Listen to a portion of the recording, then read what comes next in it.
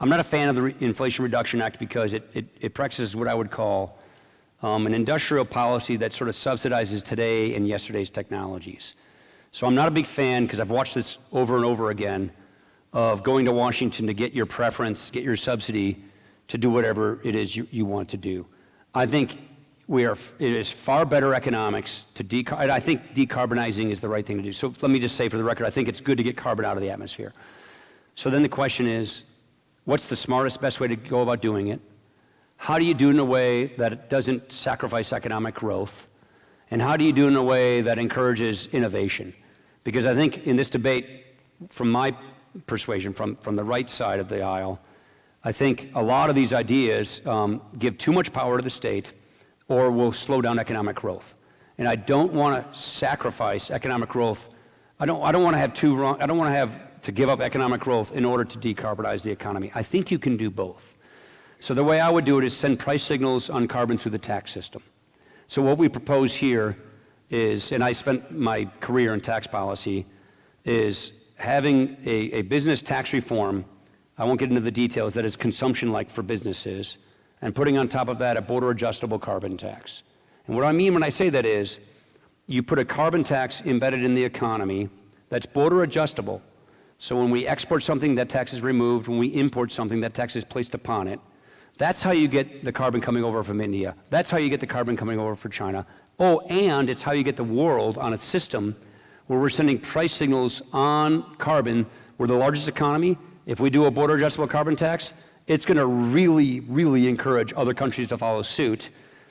And the reason I think that's much better economics is you're sending signals through the marketplace so that carbon-intensive energy and carbon-intensive goods are more expensive.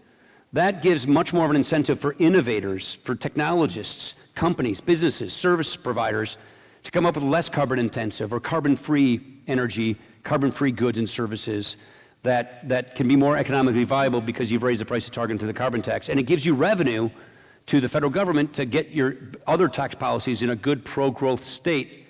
So the net result is a pro-growth tax code that's good for jobs, it's good for economic growth, good for opportunity, and deals with decarbonizing in the most efficient way possible so you don't have to sacrifice economic growth. Now that was like, what, 14 sentences? You know, it's pretty hard to pack through what I just said in some cute little soundbite in this day and age. But I personally think that's way better than all these subsidies and all this regulation and running all this money through Washington. You're going to get a lot of cylindros, you're going to get a lot of boondoggles, and I just don't think it's good policy. So you're pricing in carbon finally, right? You're really bringing in the full cost of climate change into pricing.